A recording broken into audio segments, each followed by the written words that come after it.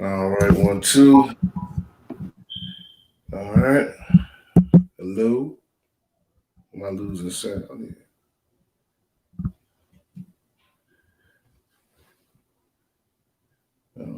Not hearing. Mm.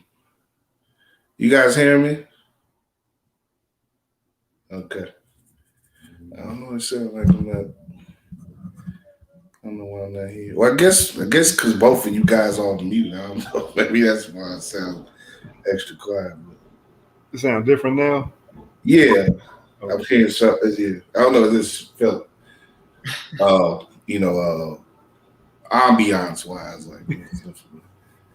But it's some bogus car outside my window with some rattling system. No, you know how cars be just like you put the wrong speakers in your joint, man. You don't know what you're doing, man. Hmm.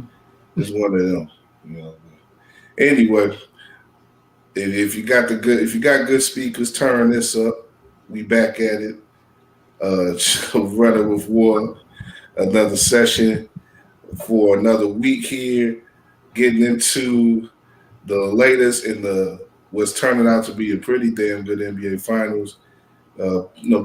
Pretty much the primary reason why I wanted to get on tonight was to recap Saturday's game and extending back to Thursday's game too. Really, two games that have I think because we wasn't on before that game four either. So, um, but really two games that have wrapped up the series and I think really pushed it to another level. So we're gonna talk about where the series is at right now. Milwaukee on the verge of their first championship in 50 years. So a big deal going on. That game six, of course, will be in Milwaukee, about they say just about 90 miles north of where we're all at in Chicago, and that's gonna be tomorrow night, Tuesday.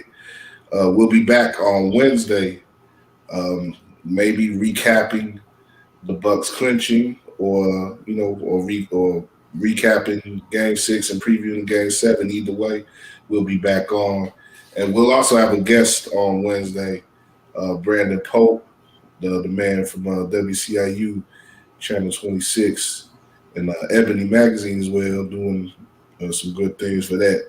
But he's gonna review Space Jam 2 for us. I don't know if either one of you have seen it yet, but but Brandon definitely has seen it. I guess we'll all have seen it by the time Wednesday comes around. I haven't seen it yet, but there's been a lot of discussion on it online. I think a little bit too much, but uh, I want to get Brandon on to talk about it. Not only because he's good. He's reviewed a lot of movies and he's very much into that stuff. He's also a staunch LeBron supporter, so I'm interested to get his opinion on that movie and everything. But that's it. That'll be Wednesday. But today we just gonna chill for about a quick hour or so. Like I say, get into these finals games and do a little Olympic talk too, because a couple of storylines have popped up from that. But I wanted to get into a couple of quick hits here off the top. I think the first couple things that just jumped out from basketball related news that has stepped out to me. I'm gonna share a link with y'all. Uh, First thing is stepped out to me is Scottie, who just he's finding a new way every week to keep himself in the news. But I this heard week, about this. yeah, well, this week he's in the news for offering his mansion in I think Highland Park. Yeah, he's offering it as an Airbnb for $92 a night during the Olympics, and yeah, it's quite luxurious. I think he's asking for some trouble with this one, but it's a pretty affordable Airbnb he's offering, and he's sort of like I say based around the Olympics, and advertising, I say encouraging people to watch the Olympic Games, the men's Olympic basketball team. See, I don't know if that's going to be if watching the Olympic basketball team is going to be worth $92 on any level this year, but I guess staying at Scottie's home may be interesting. I don't know what you guys would want to do. Like I said, I just shared the link with y'all. But say fans have the opportunity to stay for three one-night stays for up to 4 people on August 2, 2nd, 4th, or 6th. And those are nights where the basketball team will be playing. And they got some good. There's a link from the New York Post I got. There's some good pictures of the place. You got a court there so you can hoop, and quite a couple courts there. Got a big old home theater. I guess you could watch the games. An indoor spa. Scottie Pippen's bedroom. Maybe you could turn up some Future there. If you got your girl with you.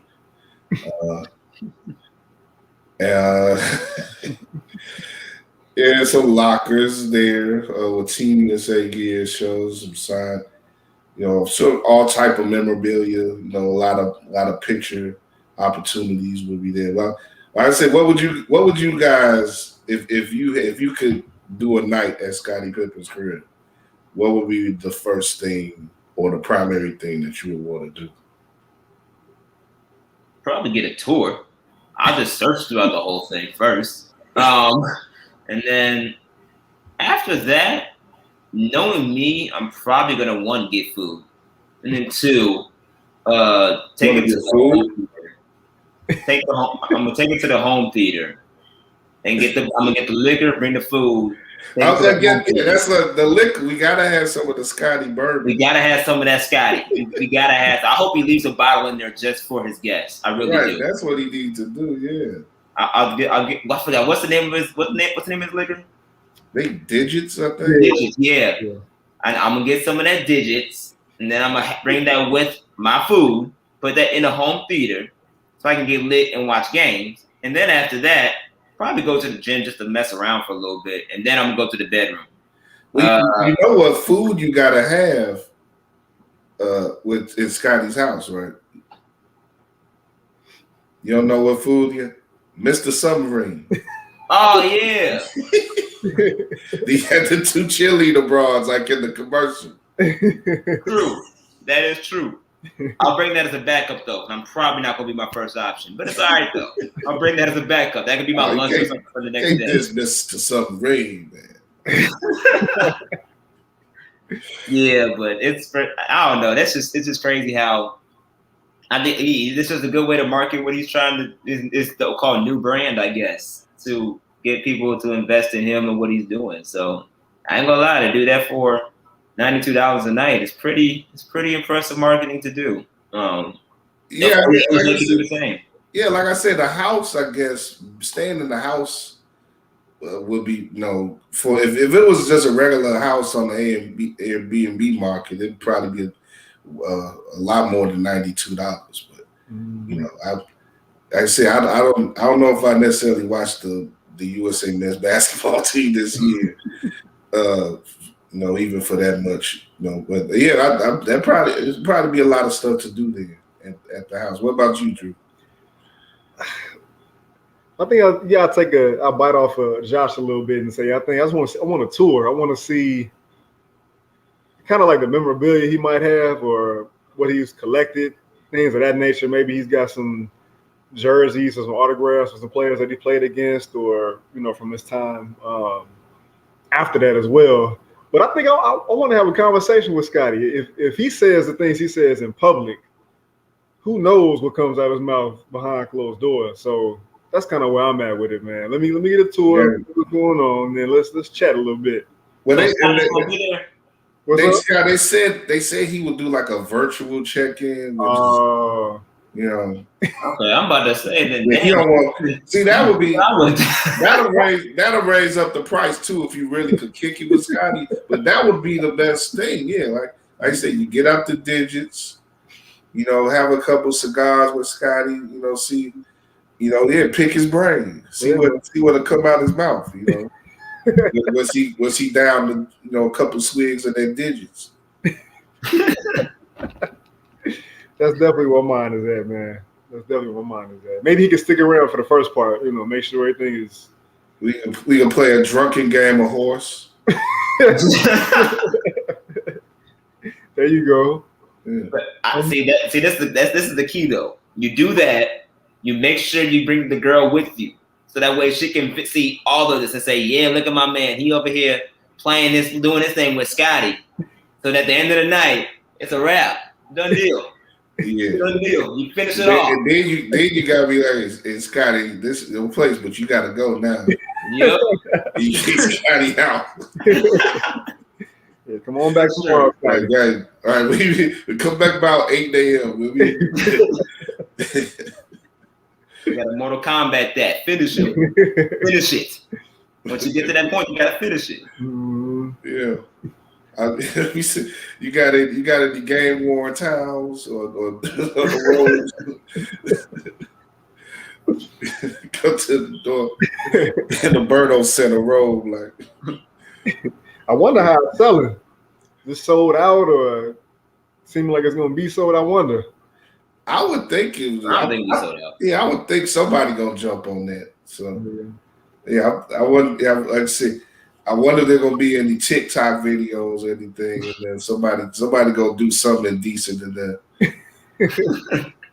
I say Scottie just keep himself in the news now, man. So that's the next part of this. I think something funny gonna happen in there, and we gonna learn about it somehow.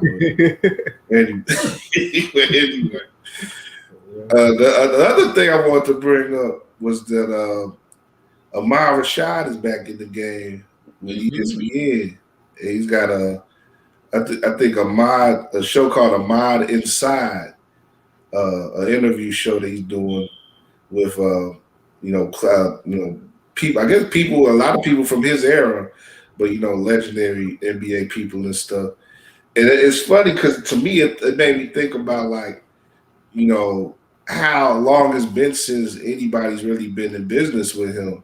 Like you would have thought that maybe ESPN would have got in business with him, and then the show was going to be on ESPN Plus. That ESPN would have got in business with him a long time ago, or that even NBC might have held him down and kept him in a high profile or something, even though they didn't have the NBA. I wonder why. I was thinking like maybe, why didn't they try, or maybe they did try, maybe an effort to keep inside stuff or something going, even when they lost the NBA games. They probably would have had to have a deal to keep NBA footage in some way to do inside stuff.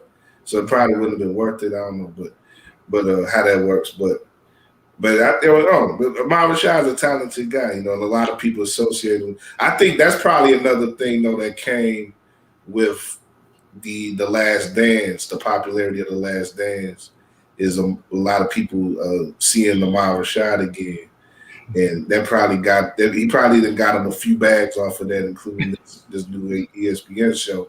So more power to him. Yeah, I don't have the dates. I don't know what the dates were, but speaking to like his hiatus, like I wonder if he caught some of that post Jordan, post Bulls. Like, man, I'm not really feeling this NBA right now.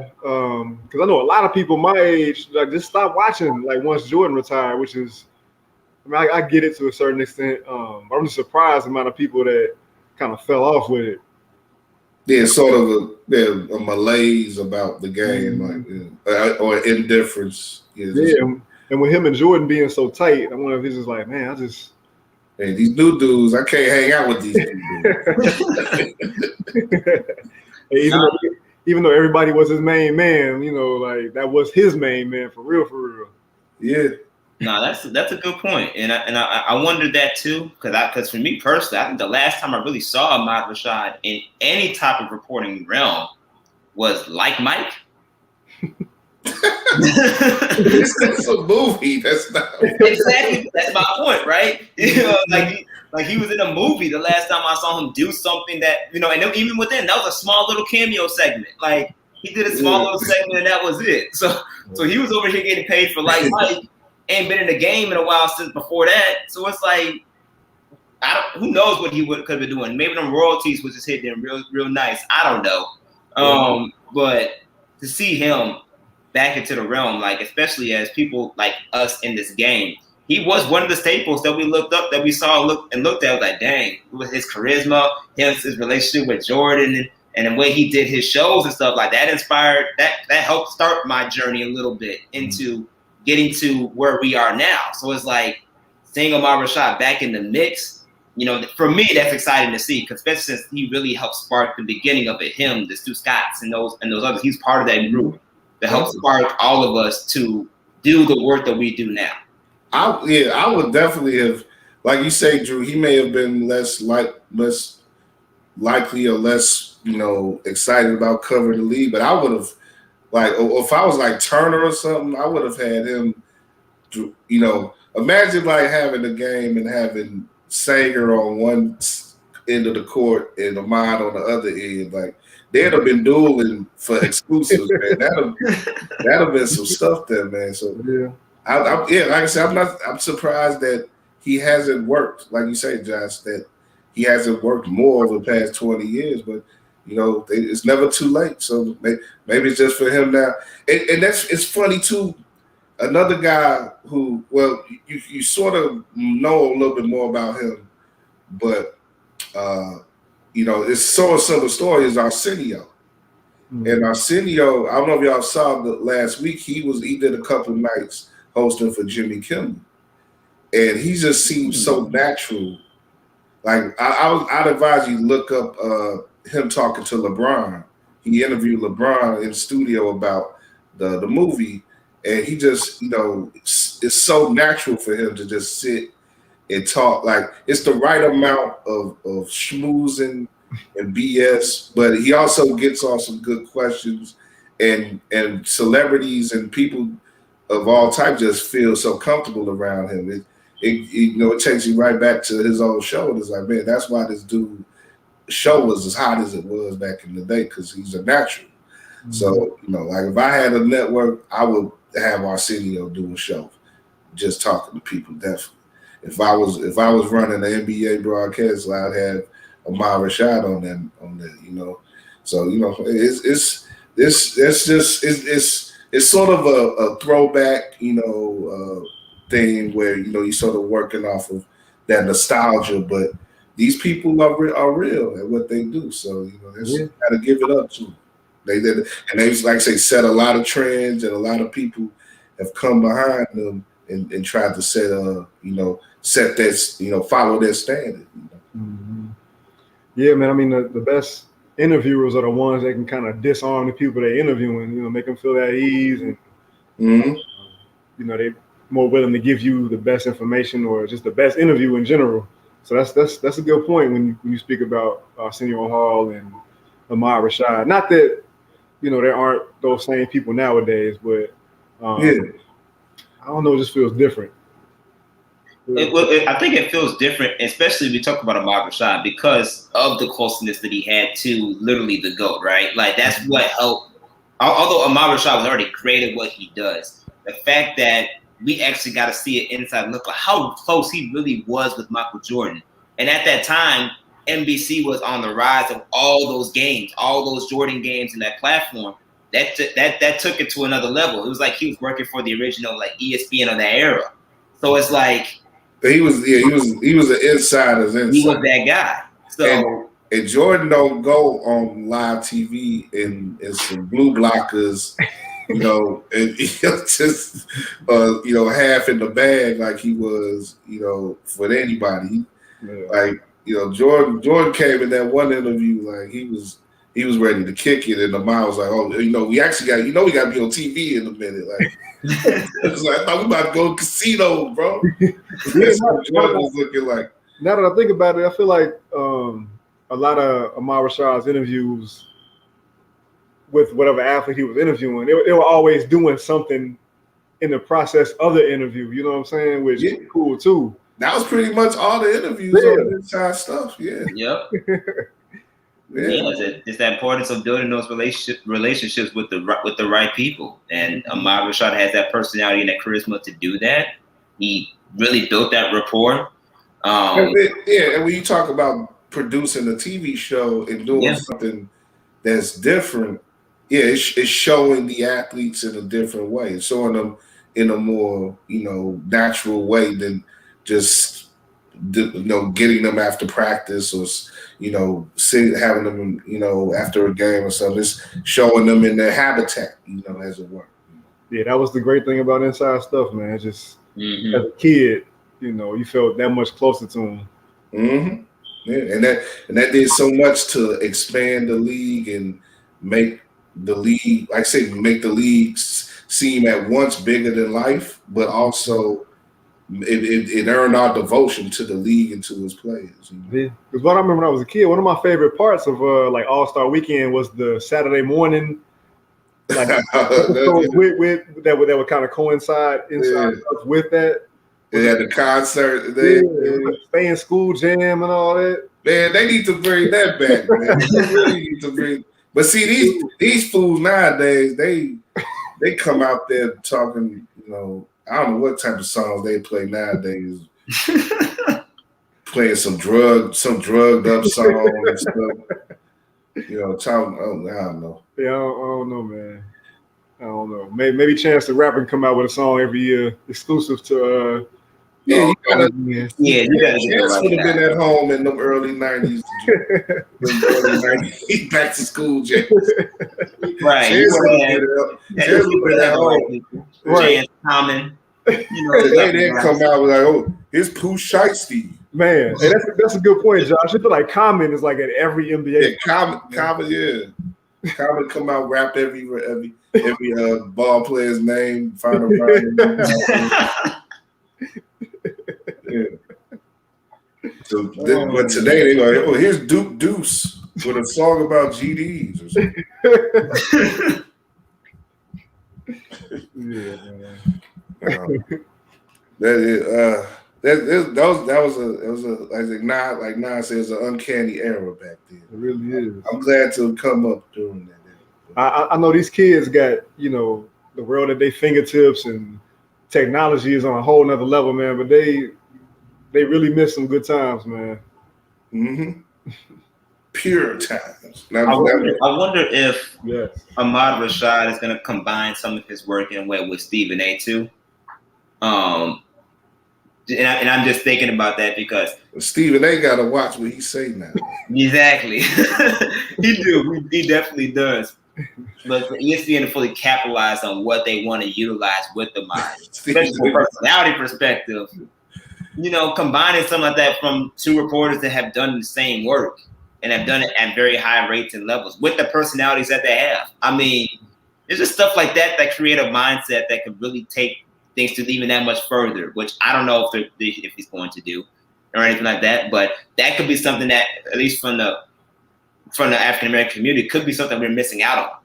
That could be really something that could be special to watch for the most part. Because obviously, I personally think without Ahmad Rashad, you wouldn't have got the TNT inside the NBA crew and things of that sort. I don't think you would have had that because that was like a beginning of a platform that gave out what really interviews can really be like moving forward and the funness that come out of that. Mm-hmm. And the way they were doing it with each athlete, little networks like that took note of that and really started revamping shows into that with Inside the Crew being one of the main shows that really just took off and with the people that they have. So if ESPN Plus had a similar show to that with Ahmad, you wonder if bringing someone like a Stephen A., who already is like bringing in all the ratings for them, like why not bring that type of fire to your show too, on top of the other interviews that you're going to be doing? I think they say he's going to be interviewing like Charles Barkley, Clyde Drexler, Yeah. and a few others. Why not bring a couple other entertainers on there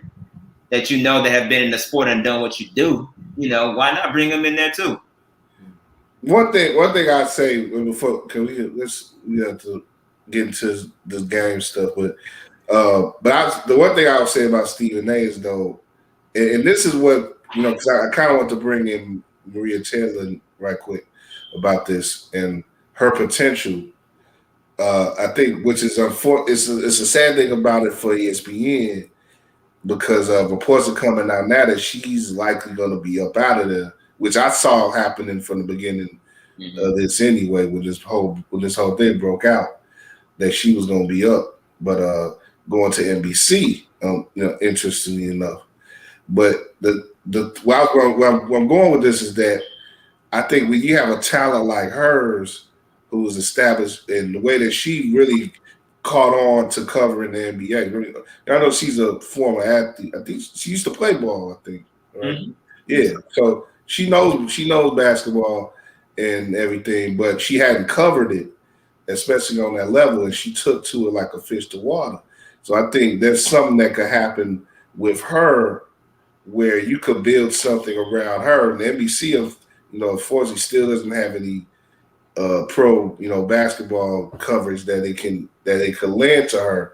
But I was thinking like she could really be like. Like I said, I don't know if the deal is dead. I mean, if the deal is not dead, but if it's stone with NBC.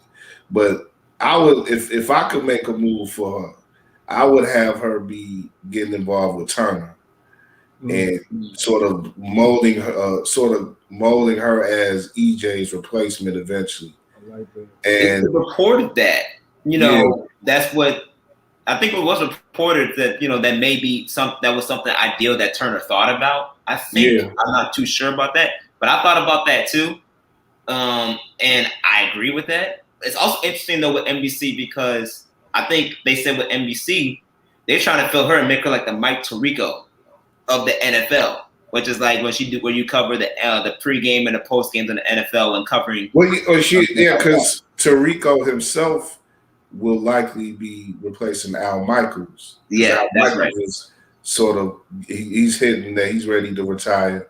So Tirico will start doing the games, and she would be in the studio. So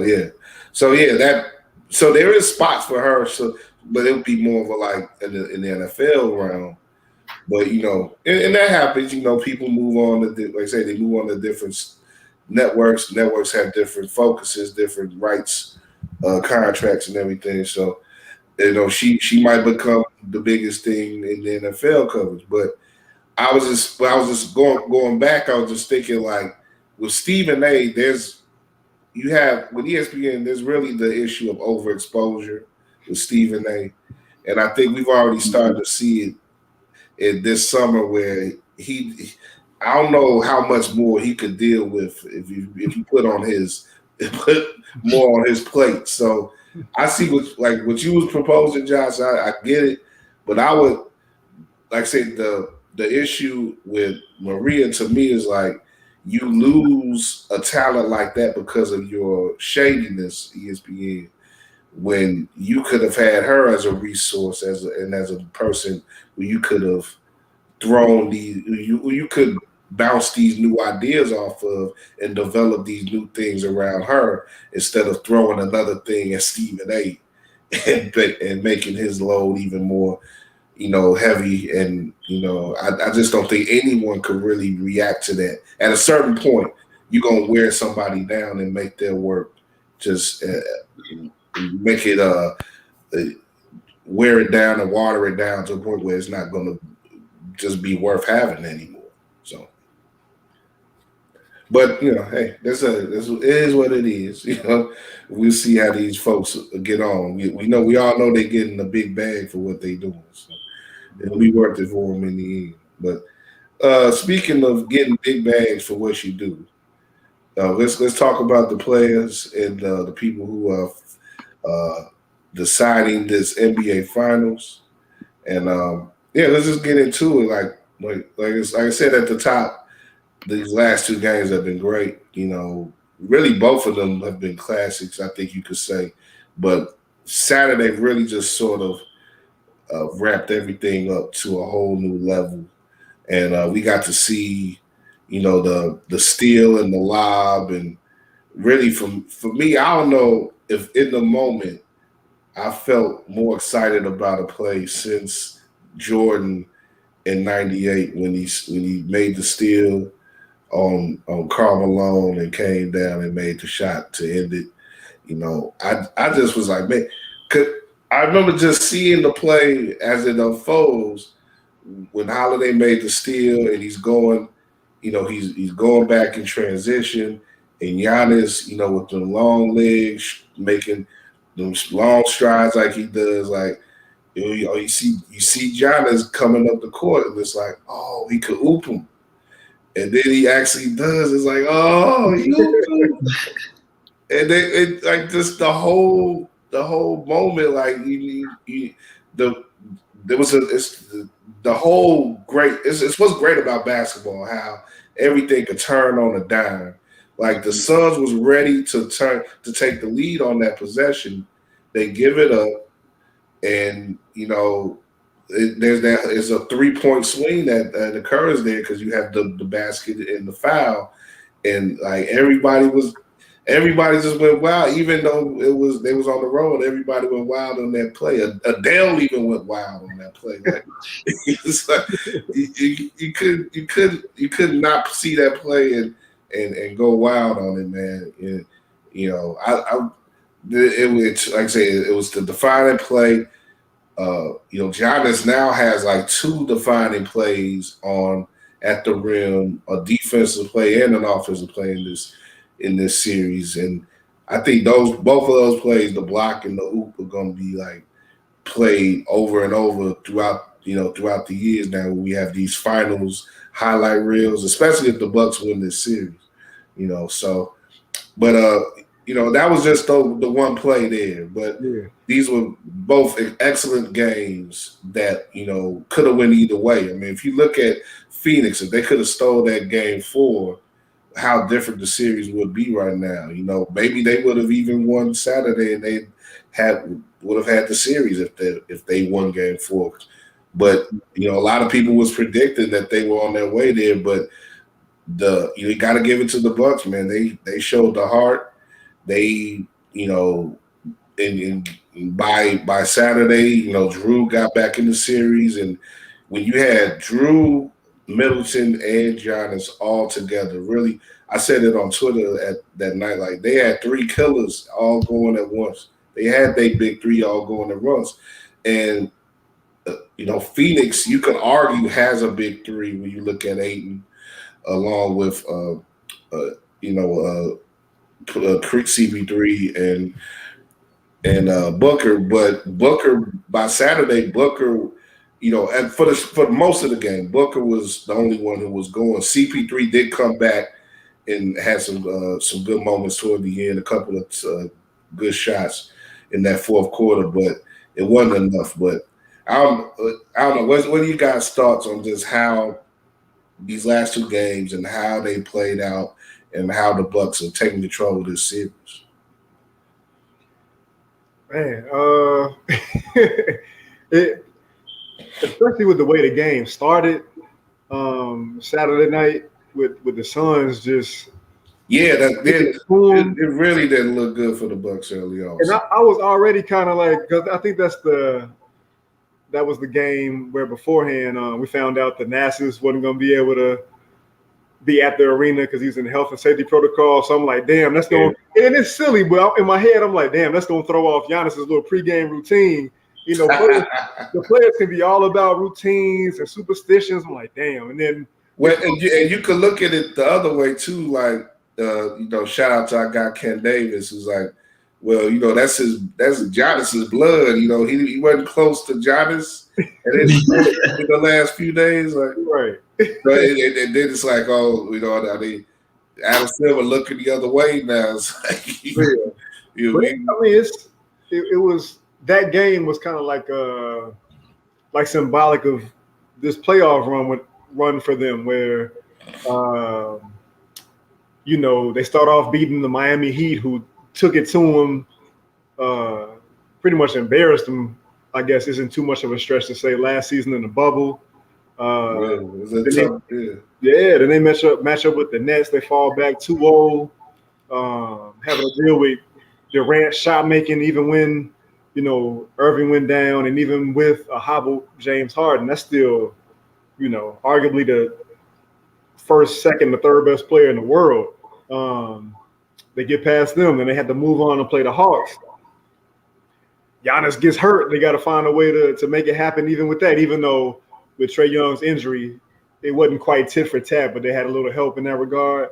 Mm-hmm. In this one, they get down in the series 2-0 again, had to find a way to come back against the team that had swept them during the regular season. So going back to the regular season into those first two games, the Suns had beaten them 4 times in a row.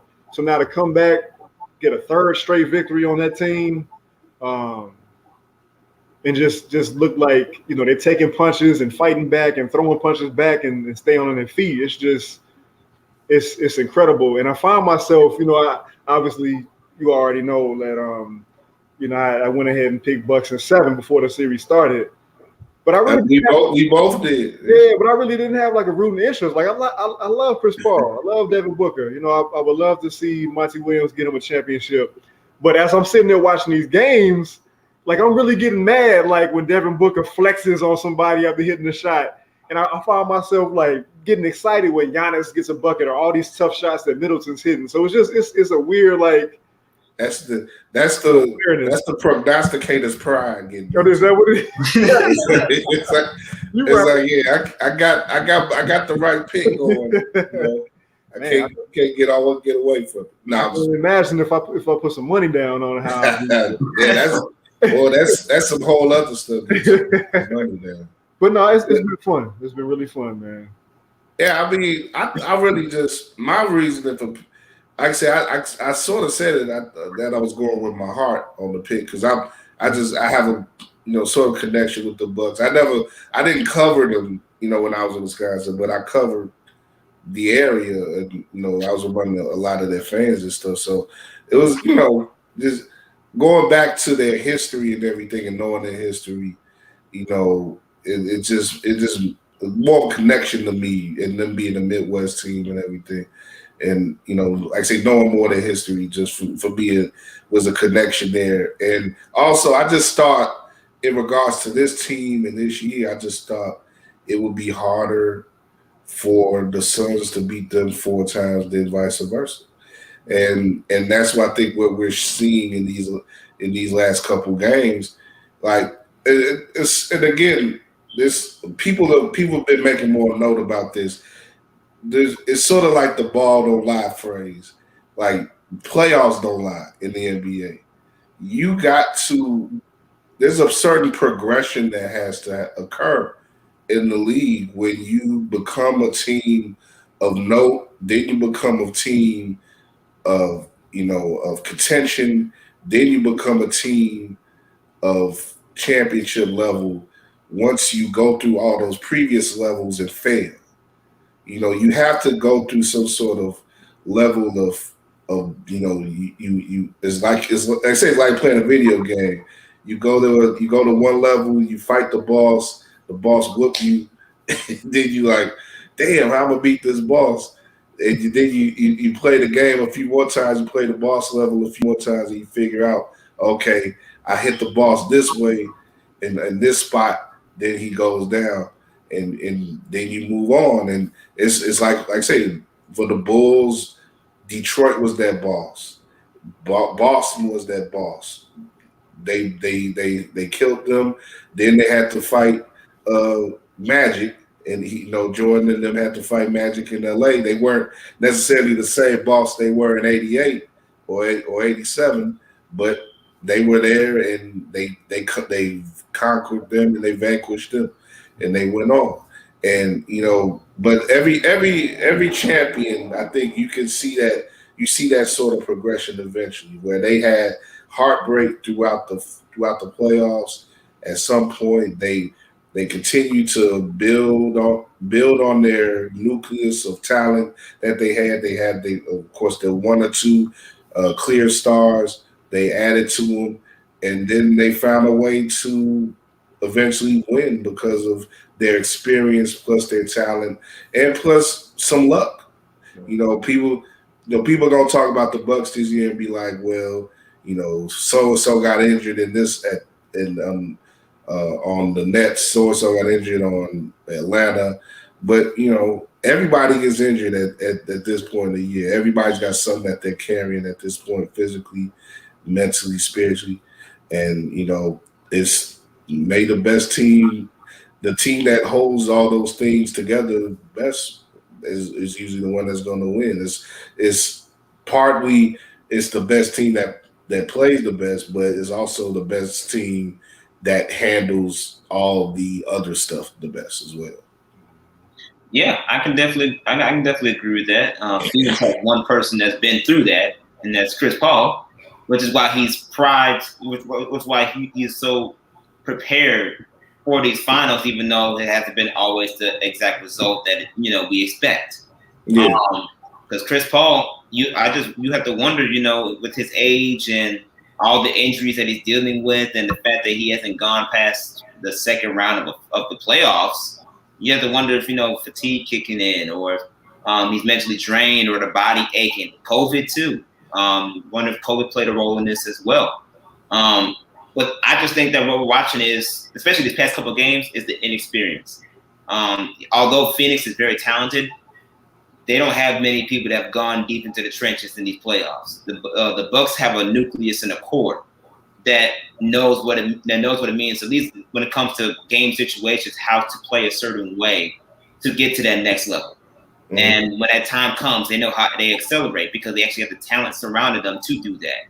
That's why they don't trip over falling 0-2 in the series. No, that's the thing. When you've lost series like that Miami series last year, when you've been swept in the playoffs like that, like there's people on this team who were on that series a few years ago with the Bulls and they got embarrassed. What was that one game the Bulls beat them by like 50, 60 points and Giannis ran down on them boy and. We was on Dunleavy. Was it Dunleavy? Yeah, I think so. They was embarrassed as hell. Like that's the type of stuff you have to go. That's the getting jumped in to the playoffs. Like it's like a game, man. You got to get jumped in, and Phoenix got a lot of talent. They got a few guys who CP3 has a lot of playoff experience. He just didn't have this finals experience. But I think he had enough experience to where if his body was up to it, I think he would have been much more effective in these last two games, and maybe that would have been enough for Phoenix to clinch the series already. But people are getting on him now about it's another CP3 flop, but I'm not gonna get on him like that. Like I just think at some point you got to ask a little less of a guy at his age. He's already got him this far. It's like what else can he do at this point? He needs a little more help, and he's not getting it. I would say I would agree with you in terms of maybe the scoring. But I think that's the primary thing. Like, they need another score. The turnovers. Right. And to turn, he shouldn't have to be dribbling. He shouldn't have to be taking on so much of on-ball play. He should be able to distribute more as soon as he gets across half court. They don't, when Milwaukee is keying on him so much in the half court, it's like they're not afraid of anyone else really scoring but Booker.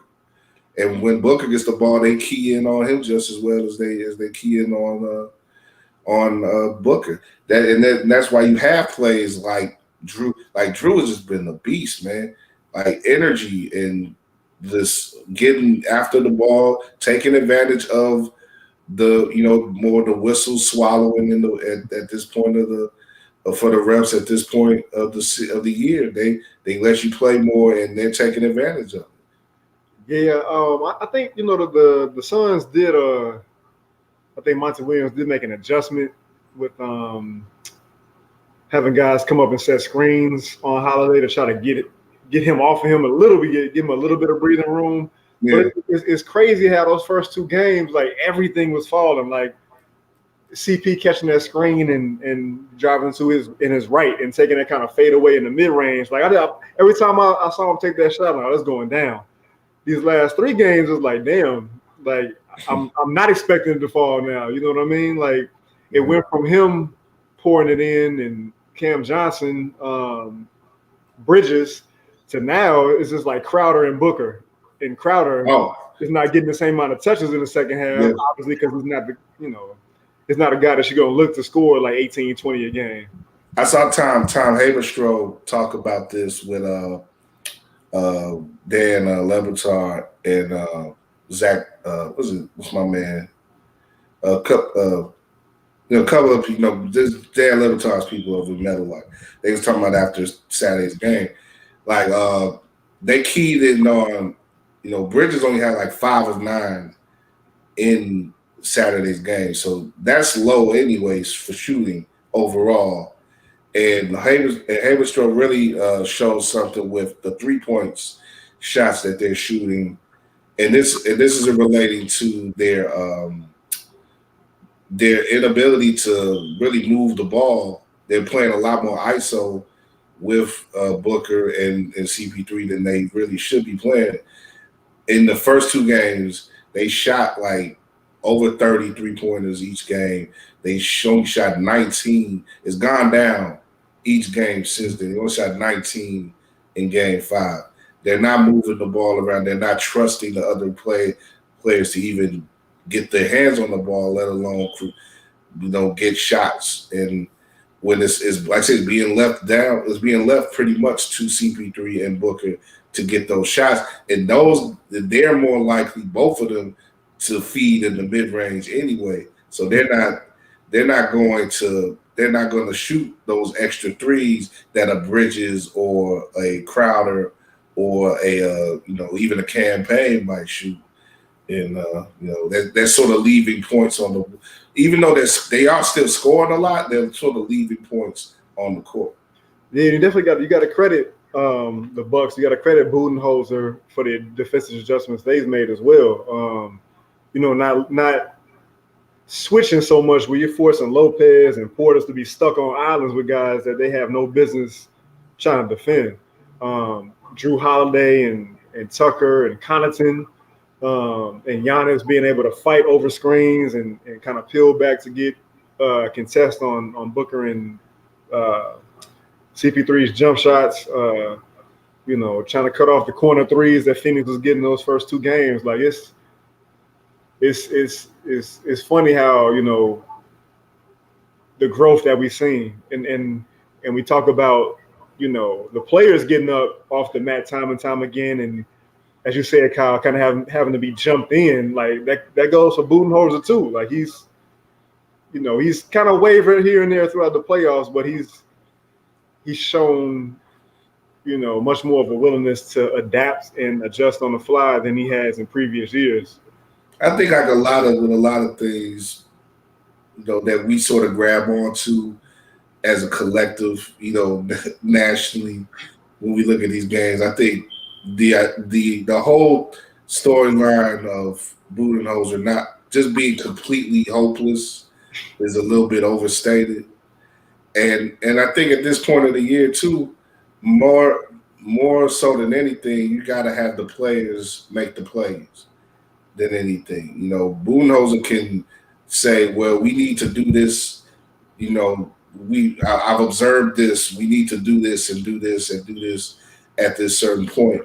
But if the players aren't willing to make the effort and do the things that get in the positions that they can to succeed, that they need to succeed, then they're not going to get the wins. They're not going those 50. They're not getting the 50-50 balls, if they're not getting the offensive rebounds, which has been a big advantage for Milwaukee in this series, extra possessions, if they're not, beating on defense, if they're not beating Phoenix to spots and keeping them from shooting the way that they want to shoot in the rhythm that they want to shoot, those are the things that are going to win the series for Milwaukee. It's not necessarily Budenholzer being a analytic genius. I don't think you need. I don't think you need a genius either way at this point of the season. You just need a guy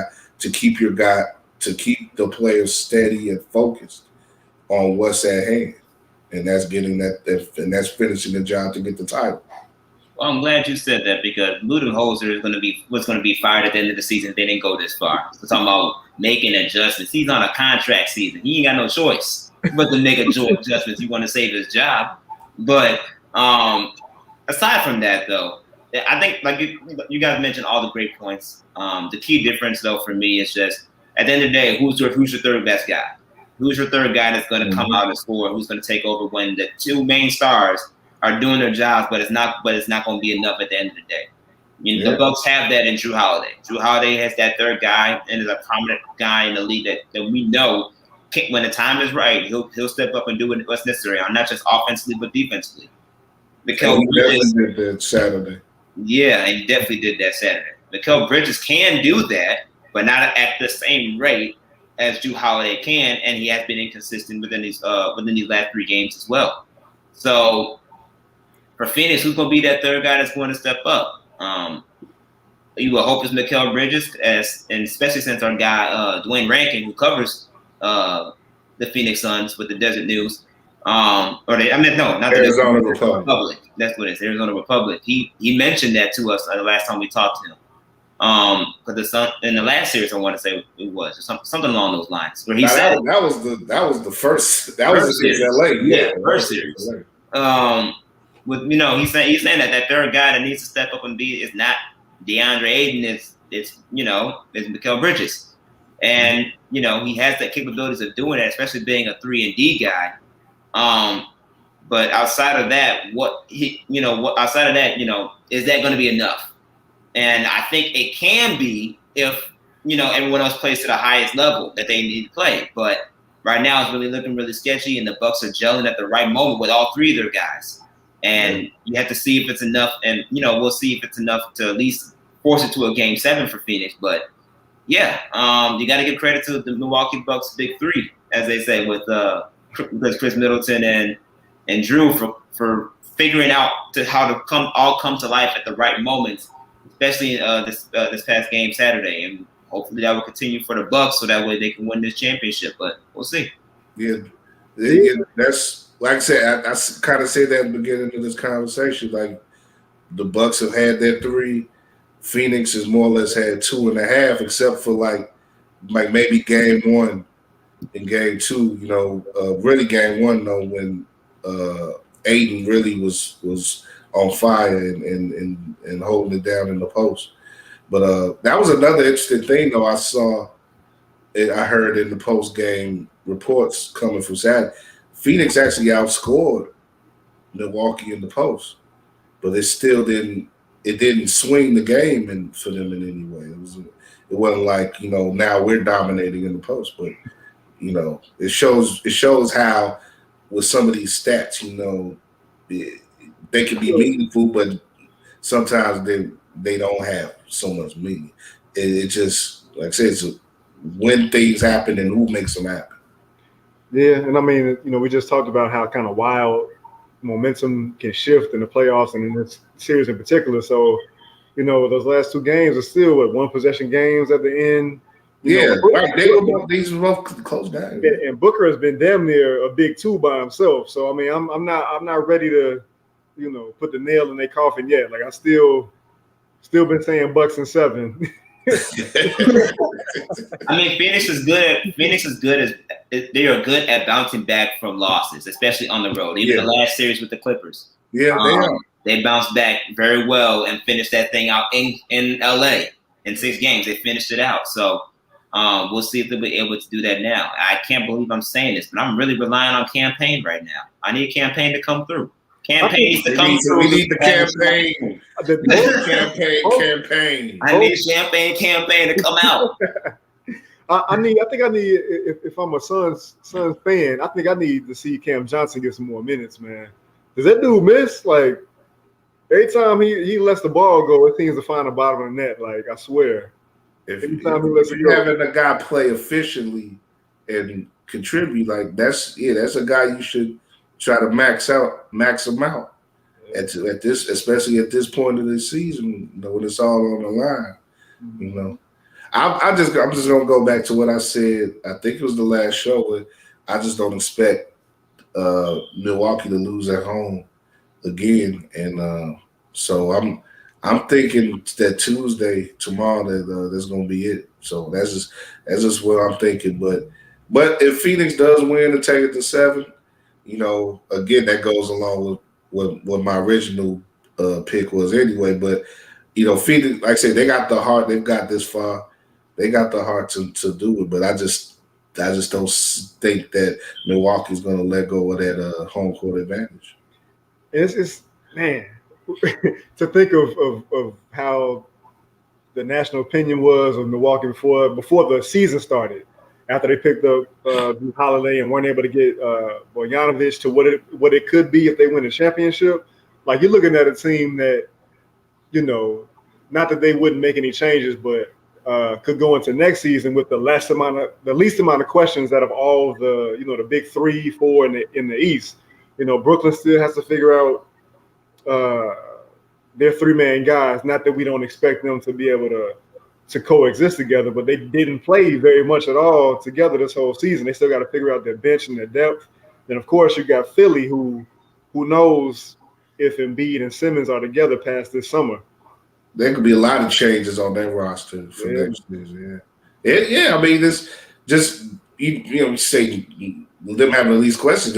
If they hold the Larry O'Brien trophy, there's no questions there if you hold the Larry O'Brien trophy. and like you say, Drew, nobody when Drew Holiday was all that they came up with, and people was like, people on this show was like, Giannis signed on for a long time with this team, and it was but it shows you that these guys know what they're doing, and I think Giannis overall, his comfort and his confidence in the team, he showed. I think, and his confidence in himself. I think he knew at that point that he had another gear or two, even, and there was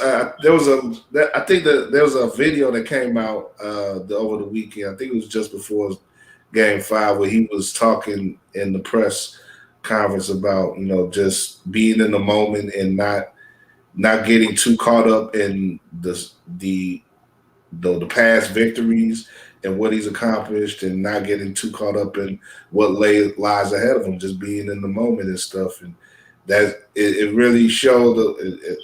I think it really speaks a lot to who Giannis is as a competitor and as a person. And like I said, we know he's come from humble beginnings. He's come from a lot of adversity in his life, and now he's part of a family with 3 NBA ball players in it. So he knows how to accomplish it. So I don't think we should ever question his ability to get things done again.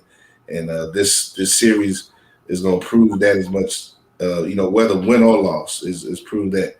But an interesting thing about how this series will go, and how the legacy of this series, especially if the Bucks win, is a big part of it is going to be who gets the MVP, the series MVP.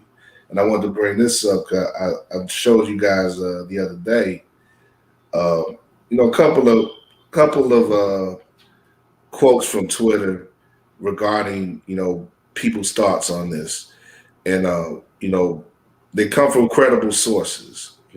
One being C.J. McCollum, of course, an NBA player, and he, the first one is his quote on Twitter: "If the Bucks win this series, how many votes does Chris 22M, Chris Middleton, get for Finals MVP? Bruh been serving and closing. So CJ is saying that his vote would be for Middleton as the MVP if the Bucks go ahead and close this out. And Kevin Cottrell, sort of responded to him, with zero. He said Middleton gets 0 votes, and I think Kevin is more on the side of Giannis getting the MVP if the Bucks go ahead and close this out, and I'm sort of on that side too. But Jack Silverstein, our guy Jack, we got to get him on the show soon. He said that same. He said a little earlier than that we're one game away from the 10th straight NBA Finals where a small forward wins Finals MVP. So that small forward would be Chris Middleton, and and there was a quote tweet for him too where this guy named Chris Corlew said no, he didn't think that was possibly true, but he looked it up. And Drew, I think you looked it up too, right? That's confirmed it. And then it's the quote on the tweet says he went on to say that center and point guard are always going to be important, but a do-it-all wing is such an important piece. And it does go to show how much the game has changed and how important these wing players have become. But it also speaks to the fact that LeBron James has dominated the finals in the past, decade plus. And, so I think, Drew, you said it succinctly, like pretty much the award has gone to either LeBron or the guy who's guarded him.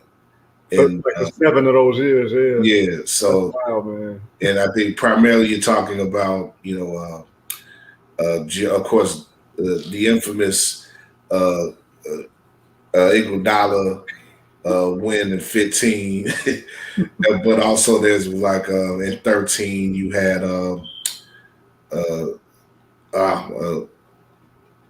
for the Spurs, Kawhi winning it, and Kawhi winds up getting it in a LeBron-less series with the Raptors beating Golden State years after that. So yeah, it's interesting just how like I said, you have to have these do-it-all players in the middle of the court, and they get the attention, and they that previously went to the guy who was the man in the middle, doing everything, or the guy handling the ball, creating the offense with point guards or two guards, sort of hybrids in the case of it's sort of a Jordan case where Jordan, a lot of the offense started from Jordan, and of course he was the leading scorer in all those finals that he won MVP. But what do you guys think? Like I say, I'm on the Giannis train. If with him being MVP, if the Bucks close it out, do you think there's any case for Middleton if they? Does he have to score? Like, does he have to hit a double nickel or something in Game 6, maybe, or does he have to, just play another good game? Yeah, so I'm with you. My MVP, if the Bucks go on and win this series, my MVP of this series is Giannis. But I think it's closer than what Kevin Cottrell said. I definitely think Middleton deserves some votes, but we're gonna let him go back home with the Kobe Bryant, you were damn good, but we got to give it to Shaq Award. You know what I'm saying? That's kind of where I am with it. What do you think, Josh? Yeah, I think Giannis is going to win it. I mean, talking about 32 points, 6 assists, 13 rebounds. Wait, he's averaging 32? Yeah. Wow. In the finals. I didn't even look that up. Wow. In a lot of years, that's an MVP number. Wow. Right. Like, how do you go against that? And not to mention too, at least for me, when I think about finals, I think about impact. Like who made the most impact for this MVP award? You're talking about Giannis had two. We just talked about how Giannis had two essential plays that people will remember for the rest of this series, on top of the performance that he already performed in. I mean, those are things that we're gonna look back on and really say like, yo, that was a staple. That was an impact play for that to happen. So, yeah, Giannis is gonna get that. Giannis is gonna get that. Middleton will have like you said, the Kobe Bryant. You were good. You were damn good, but you weren't Shaq. You'll have the Kyrie. You were damn good, but you weren't LeBron. Like you're gonna have that, and that's what Middleton's gonna have to take. Yeah. But we could technically value Middleton's impact similar to not directly, but similar to like a LeBron Kyrie situation when they came back in a 3-1 deficit. Yeah. But LeBron is LeBron. Giannis is Giannis, and he put that impact in this series, and you can't dispute that. You needed that second guy, and it's and he really has neutralized Booker, like point for point, tit for tat. Man, to think that it's a huge gap between the two of them, even before you said the 32 points, like I think people's eyes might be deceiving them a little bit. It's closer than 100-0. Like I definitely don't agree with that. But I guess it's also Middleton. Those first two games, even though they were losses, comparing Middleton and Giannis's impact.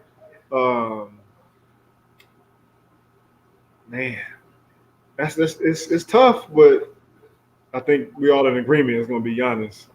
Yeah, I mean, you're talking about even in the losses. I mean, look at Giannis's numbers that he put up in the losses. One of the losses that he put up like what 40, 42? I think yeah. Like, but there were games that like only Shaq has had in the finals. Right. You know what I'm saying? Like the impact is there. Like when people say Giannis right now is probably the most dominant player in the league, you can say that. You can literally see that. The numbers back that up. But the impact does too. And he showed it in this finals, and for sure. You can't go, especially from a league perspective, you just can't move on without putting him as the MVP. That just would not be a good look in general for the league. But the fact that he earned it, Giannis earned that mug. He's gonna get that MVP for sure. It's like 50 in pounds. Like he did that shit.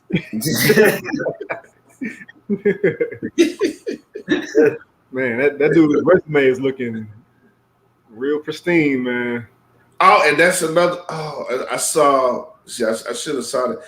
I know I saw this tweet though, but somebody, I should have saved it, but I don't know who exactly said it. But I think it's that one account that has like the stats, but the sort of the animated. Oh, the Stat Muse? I believe so. Yeah. I think they said that he wins this year and he gets a finals MVP, he'd be second. We're gonna save that for if they clinch it. But that he would be the second best power forward of all time. I don't want to go into that right now. Okay. But keep that in mind for after the series if they win. Because that on Twitter, that was like, everybody jumped on that, like, because that's a hotly contested position. But right quick, just we're gonna start to wrap up. But on the Phoenix side, the MVP has to be Booker, right? Absolutely. Oh yeah, big Book. Yeah, I think the only CP3 would have to really, he'd have to take something and really. Or he had to get a time variant or something and get him from 2006. Go back from 2000, get him from 2006 and get a couple triple doubles in the last two games.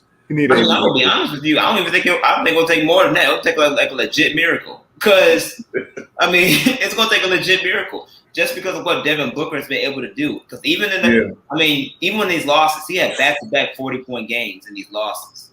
Like, after coming from a game 3 where he was struggling, that was like one of the only games in the series where he didn't perform really well. And they came back and dropped 42 one night, another 40 another night.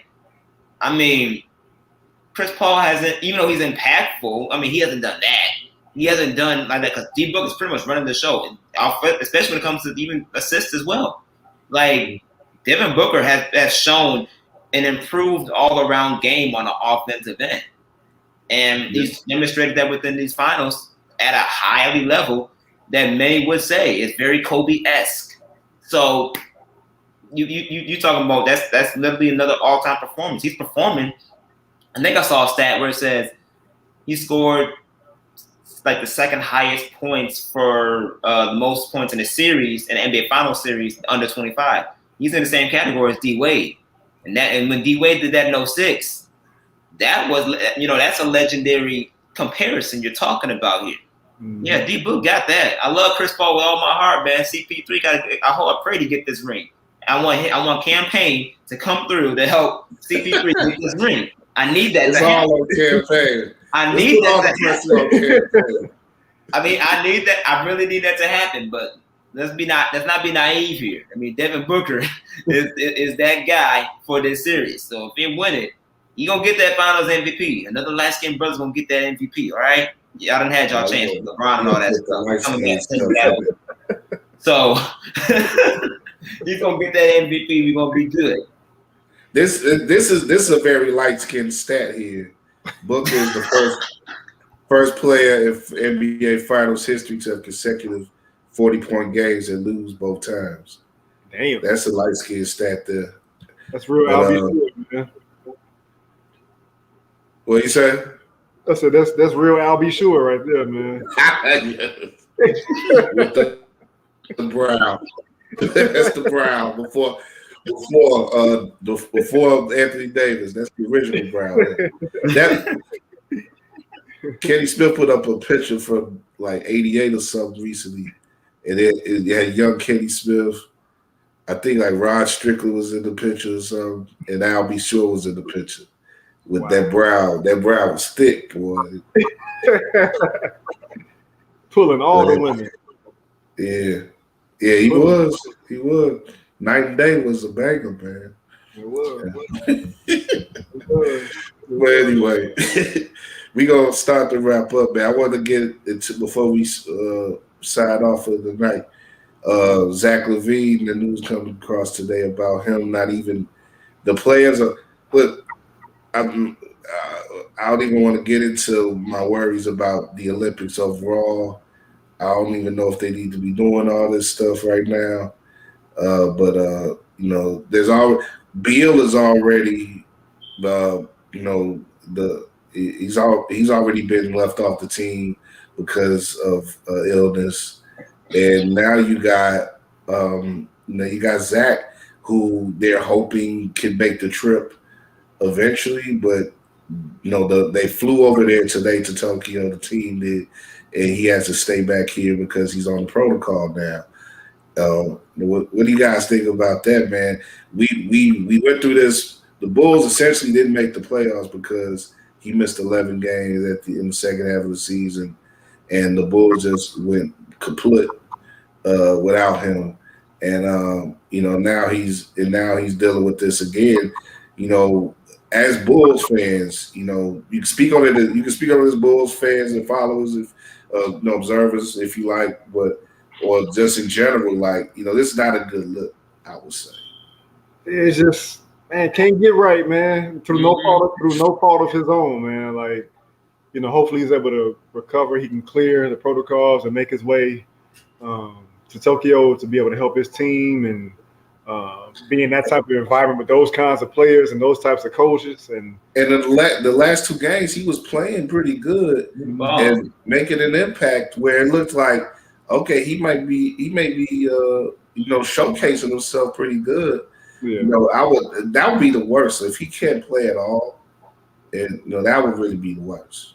Yeah, we want to see him in the highest stakes possible, which he's never tasted before. So, I'm not gonna say it's like it'll be instrumental to the Bulls season, but it's not gonna hurt him to bring back to the Bulls States what he learns from the guys as he's around in Tokyo. So I hope he's able to get back. in terms of and Drew, I would worry too though if I'm the Bulls about just how he's getting down out here. Like who is he being around that he's getting sick again? You know, over and over. You know. Yep, that was my point. Unless I mean, I don't know. Is it stemming from Bill? Like, were they in close contact and something? I don't know, man. I don't know. I don't know either. I just know that at the end of the day, you know, I hate to see Zach LaVine go through this again. Can't catch a break.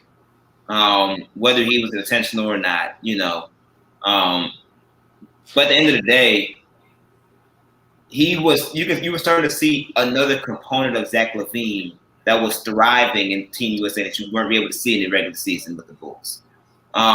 Team USA, especially defensively, maybe it's because of the teachings that's being done there between Greg Popovich and the staff, and the fact that he's not playing as many high minutes, but being around that core impact, especially defensively, to being a better on-ball defender, help defender, and helping him with even the transition game where he's already thriving in.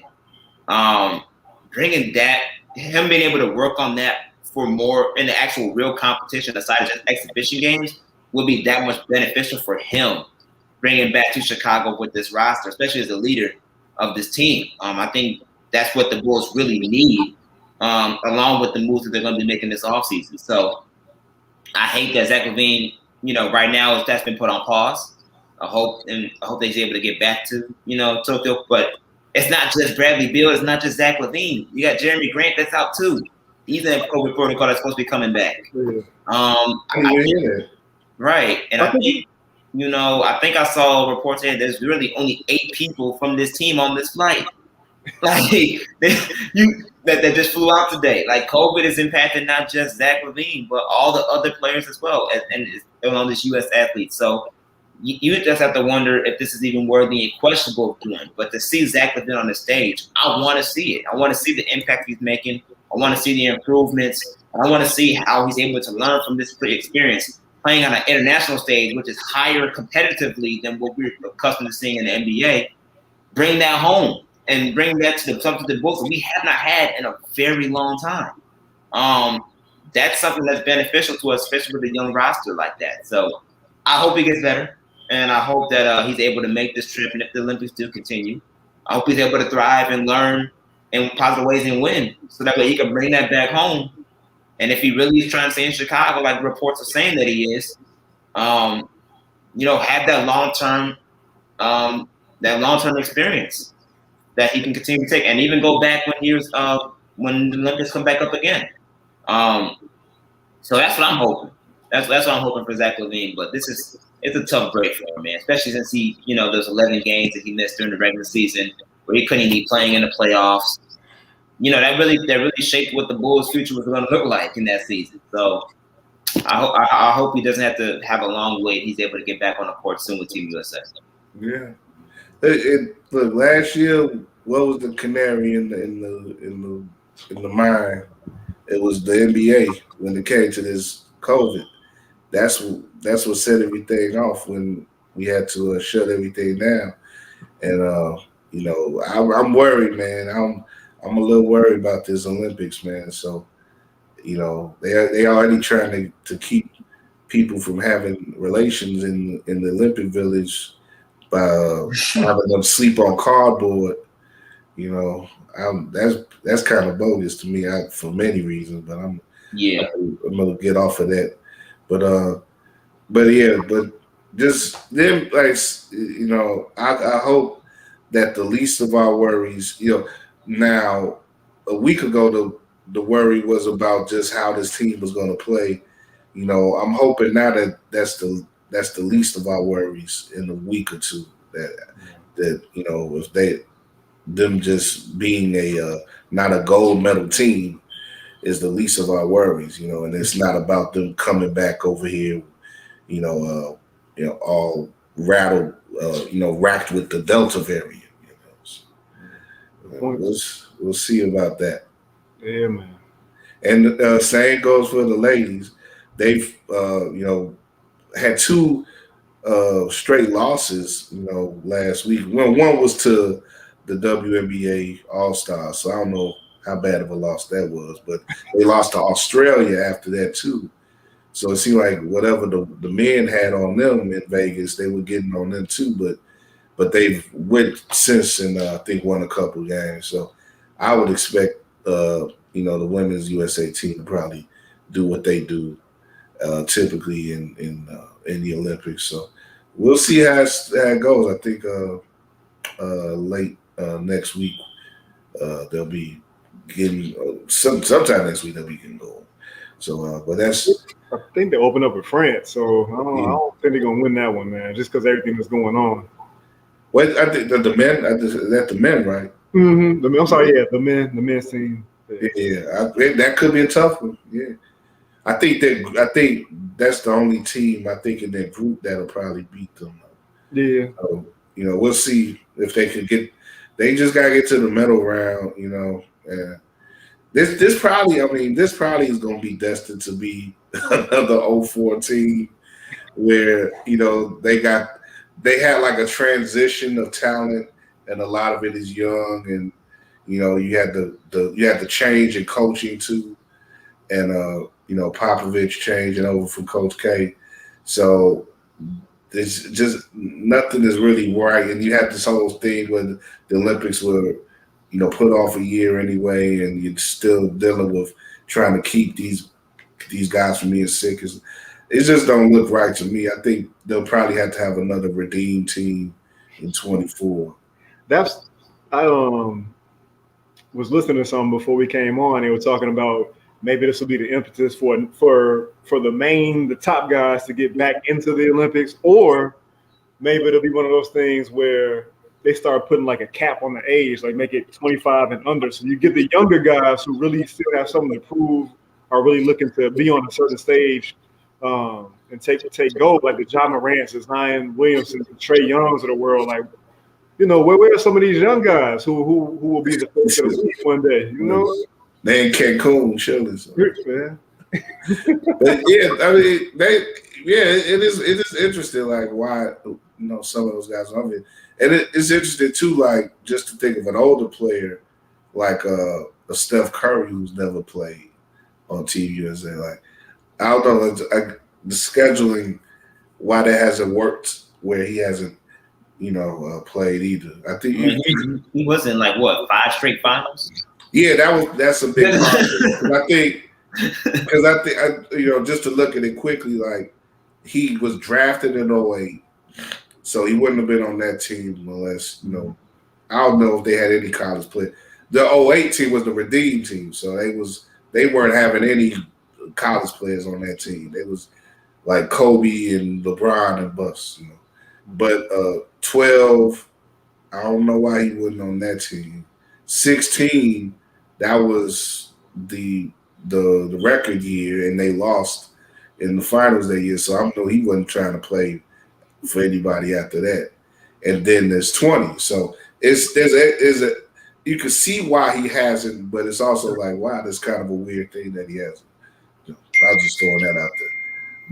But like Drew said, though, these younger guys got to step up if they even care. So, but I think by the time we get to if they don't win the gold this year, by the time we get to 24, there's gonna be enough of a pressure on those guys to bring another gold, bring the gold back and everything. So we'll see. But like I said, we'll wish for the best for those guys, and the guys who do make it over to Tokyo, both physically and competitively. In the meantime, and wish the best for those who rent out Scottie's crib, and whoever does that makes it through that. And another thing I saw too was that this may be a whole promotion thing for the best promotion for Space Jam 2 would be LeBron swooping in and saving the Team USA. Yeah, I saw that. Man. Yeah, he comes out there with Bugs Bunny and saves the day. And Yeah, I mean, well, I'll save it because I like Josh. I've seen it. I don't want to say nothing. Right, save it. We got Wednesday. We're not wasting time. We'll be back on Wednesday, and if we're not recapping the Bucks clinching at all, we'll be previewing Game 7, but we're also going to be reviewing Space Jam 2 with Brandon Pope. So watch us on Wednesday, and we'll have that streaming live here on YouTube. But yeah, we're gonna send it off though for now. Anything else you guys want to get off before we let us go? Nah, man, I just need campaign to come through. It's all on you, Cam. It's all on you, Cam. I never thought I'd say it, but it's all on you, Cam. I need you to come through. You got Mattel and all them guys are there. You're the backup. I need you to come on. Come with it. Yeah, man. This what it's all about, man. I will say this. I would definitely take a Bucks and 6 just so we ain't got to keep getting the shots of all the people in Phoenix, the dudes with the $100 bills, just acting crazy on the sidelines, man. It gets a little much, man. Yeah, that dude, he was ridiculous, man. that dude, like. I kind of want to see that though. Especially, I kind of want to see that for the entertainment side of things. But you know, I want to see a dude in Milwaukee. I want to see a dude in Milwaukee doing it with $2 bills. Like. Yeah, I want to see these. I want to see everyone's going more of the celebrities are going to the Phoenix games. I mean, LeBron showed up with his liquor. You know, Adele was there. Adele was there with Rich Paul. Apparently, her and Rich Paul are involved. That's an interesting couple. But Milwaukee had some people out there. Chappelle was there. Chris Tucker. Okay, you had those with Chance. Okay, outside of that, Chance, yeah. There's some people out in Milwaukee, you know. Where's Aaron Rodgers? What's the chance he show up to a game? Who? Aaron Rodgers. Oh yeah, he's a part owner. Maybe he's there. He might be there for the celebration. Ain't gonna have no Danica with him though. He gonna chuck a beer. He got his girl is straight now though. He got Shailene Woodley. She an actress. That's true. I forgot about that. That's true. Yeah, but George Jefferson. He probably just don't want to go to Wisconsin because you know everybody gonna be like, please come to training camp, please. You don't want to deal with all that. True. Yeah.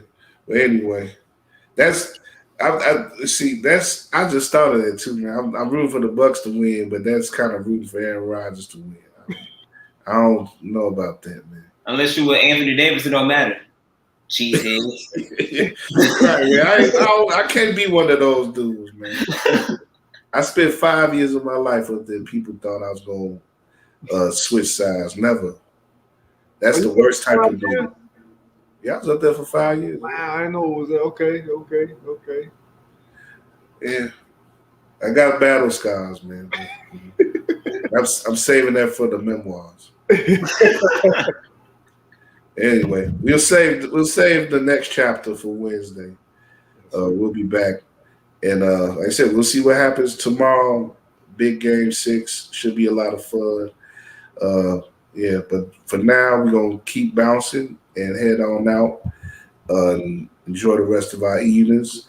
For Drew and Josh, you see the tags there. Follow those guys. Do it. You know, whatever they doing online. Josh got a piece. He finally got a piece up on our Substack. You know, wrote a little bit about what the mechanics that he thinks is going to happen to get Lonzo Ball on the Bulls. And another wrinkle that just came out to add to that is that I think the Pelicans are looking to try to possibly talking about getting Kyle Lowry. Yep. So it's I saw that too. Yeah. It's like all the signs, which almost makes me a little bit more nervous. Yeah, right. It can't work out that well for the Bulls, you know. But you know, maybe, you know, I don't know. I don't know why, but I guess New Orleans is at the point where it's just maybe they think Lowry will be another Chris Paul and like he'd be like they have everything else that they need, and they just need that veteran floor general. I don't know, but I don't know if Lowry would be the guy that CP3 would. I don't know either, but it can make sense. It makes sense for them to think that way, though. Just considering, number one, it's the Pelicans. They always think they're doing something right. Right, yeah. Just because they got a player don't mean it's a good player. Right. And then number two, I mean, you did hire Willie Green as your head coach. He has experience with point guards. He's coaching Chris Paul right now in these finals. So talking about a veteran guy that, you could put him in a situation where you can make an impact on younger guys. I don't know if it's Kyle Lowry per se, but since there's exposure there at least from the head coach perspective, where that's you've seen the success of that. I don't know. Kyle Lowry may be that option for them that they really think could, take them to the next level.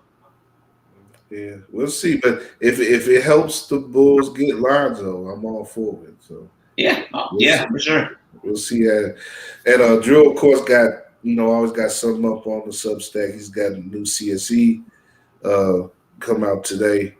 So check that out. And we're gonna keep it moving, man. We got like I said, we'll be back soon, Wednesday.